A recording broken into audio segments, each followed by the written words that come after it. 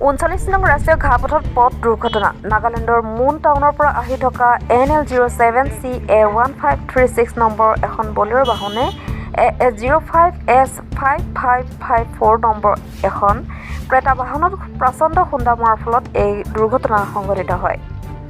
বোকাজানৰ পৰা সিদ্ধান্ত ভীমেৰ report, Karbi Anglong times.